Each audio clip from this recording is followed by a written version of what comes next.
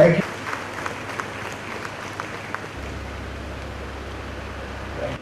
I request our President Comrade Koteshwar Rao to present Narasimham Committee 1992, they recommended merger. From 1992 we are fighting. Because no, Finance Minister, 82 strikes, we are gone. People are accusing us. వాళ్ళు ఉన్నటువంటి మోడీ సర్కారు కూడా banking ఇండస్ట్రీని privatise చేయాలనే ప్రయత్నాలు చేస్తోంది. అదే రకంగా ప్రైవేట్ కార్పొరేట్ హౌసెస్కి లైసెన్స్లు ఇవ్వాలనే ప్రయత్నాలు చేస్తోంది.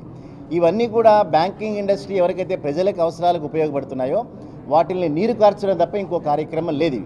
అదే రకంగా ఇవాళ ప్రధానమైనటువంటి సమస్య బ్యాంకింగ్ ఇండస్ట్రీలో పార్లమెంట్ చర్చించాల్సింది, ప్రభుత్వం ఆన్సర్ చెప్పాల్సింది పెరిగిపోతున్నటువంటి నాన్ పర్ఫార్మింగ్ అసెట్స్. ఇది మేం చెప్పింది కాదు, రిజర్వ్ బ్యాంక్ ఆఫ్ ఇండియా చెప్తోంది, ఆర్థిక మంత్రి చెప్తున్నాడు, ప్రధానమంత్రి కూడా చెప్తున్నాడు. పార్లమెంట్లో మొన్న 3 లక్షల కోట్ల రూపాయలు ఎన్పిఎస్ ఉన్నాయని ఆర్థిక మంత్రి డిక్లేర్ చేసినాడు. ప్రపంచవ్యాప్తంగా 385 బ్యాంకులు ఫెయిల్ అవడానికి ప్రధానమైన కారణం రాని బాకీలు మాత్రమే. అటువంటి రాని బాకీలు 3 లక్షల కోట్ల రూపాయలు ఉండటమే కాకుండా దాదాపుగా 5 లక్షల కోట్ల రూపాయలు రీషెడ్యూల్ అడ్వాన్సెస్, అంటే అవి ఆల్మోస్ట్ రాని బాకీలు అవన్నీ కూడా. సో 8 లక్షల కోట్ల రూపాయలు రాని బాకీలుగా ఉండేటటువంటి ఈ బ్యాంకింగ్ ఇండస్ట్రీ రాబోయే రోజుల్లో క్రైసిస్ ఎదుర్కోబోతోందని మేము చెప్తున్నాం. అదే రకంగా రిజర్వ్ బ్యాంక్ ఆఫ్ ఇండియా కూడా చెప్తోంది. సో ప్రభుత్వాలు ఇవాళ ఆన్సర్ చేయాల్సింది, ఎవరు దీనికి సంబంధించినటువంటి వ్యక్తులు ఈ ఎన్పిఎల్ని కనుక అడ్రస్ చేయకపోతే పబ్లిక్ సెక్టార్ బ్యాంక్ దెబ్బతింటుంది. పబ్లిక్ సెక్టార్ రంగంలో ఉన్న బ్యాంకులు దెబ్బతింటే ప్రజలకు ఉన్నటువంటి రుణ అవసరాలు దెబ్బతింటాయి. ప్రజల రుణ అవసరాలు దెబ్బతింటే ప్రైవేట్ బ్యాంకులు ఏర్పడతాయి. ప్రైవేట్ బ్యాంకులు ఏర్పడితే వాళ్ళ యొక్క ప్రాఫిట్ కోసం బ్యాంకులు ఉంటాయి తప్పిస్తే ప్రజల అవసరాల కోసం ఉండవు.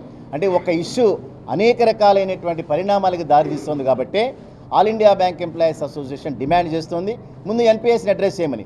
గత 20 సంవత్సరాల కాలంగా మేము చెప్తున్నా కూడా రిజర్వ్ బ్యాంక్ ఆఫ్ ఇండియా వాళ్ళ పేర్లను బయటపెట్టరు, ప్రభుత్వాలు వాళ్ళ పేర్లను బయటపెట్టరు. చివరికి మేము చేసినటువంటి యాజిటేషన్ల వలన ఈ మధ్యలోనే సుప్రీంకోర్టు ఇచ్చినటువంటి జడ్జిమెంట్లో ఈ ఎన్పిఏ హోల్డర్స్ యొక్క ఫోటోలన్నీ కూడా పేపర్లో పెట్టమన్నారు. ఇవి ఎప్పటి నుంచో మేము డిమాండ్ చేస్తున్నాం. మేము అడిగేది ఏంటంటే ప్రభుత్వాన్ని, ఎవరైతే ప్రజల యొక్క డబ్బుని రుణాలుగా తీసుకుని మోసం చేశారో వాళ్ళు విజయ్ మల్యా కావచ్చు, ఇంకో మల్యా కావచ్చు, వాళ్ళ యొక్క పేర్లను బయటపెట్టమే కాకుండా వాళ్ళ యొక్క వ్యక్తిగత ఆస్తులను జప్తు చేయాలి.